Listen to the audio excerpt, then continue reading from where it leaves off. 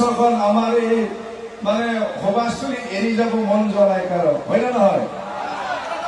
তো আপোনালোকৰ এইখিনি সাপোৰ্ট এইখিনি মৰম পাই মই অত্যন্ত ভাল পাইছো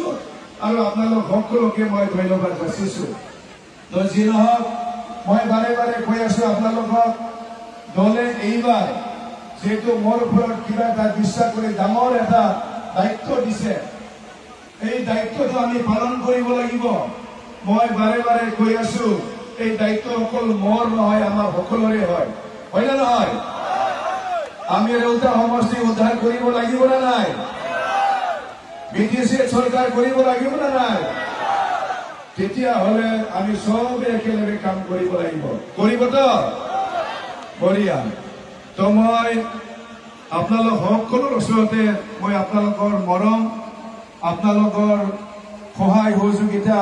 আৰু আমাৰ যিমান জ্যেষ্ঠসকল আছে আপোনালোকৰ আশীৰ্বাদ সদায় পাই থাকিম বুলি আশা ৰাখিলো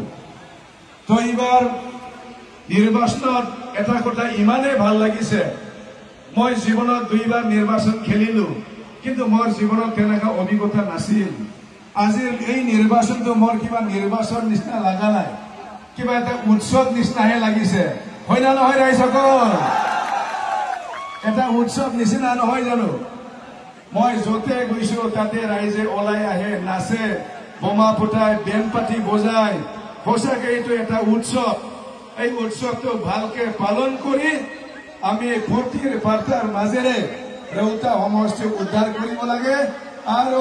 কোকৰাঝাৰত বিটিসি চৰকাৰ বনোৱাত আমি সহযোগ কৰিব লাগে আৰু হাগ্ৰামাচাৰত আমাৰ এইবাৰ সিট পাতিব লাগে হয় না নহয় ঠিক আছে তো মই আৰু বিশেষ নকওঁ ৰেউতা সমষ্টি লৈ মোৰ বহুত সপোন আছে মই বিধায়ক হিচাপে ৰেউতা অঞ্চলটো এটা উন্নত এটা অঞ্চল কৰিবৰ কাৰণে মোৰ এটা সপোন আছিল তো আজি যেহেতু মোক আৰু এটা নতুন দায়িত্ব দিছে মোৰ বিশ্বাস আছে ৰেউতা সমষ্টিত আমি যিখিনি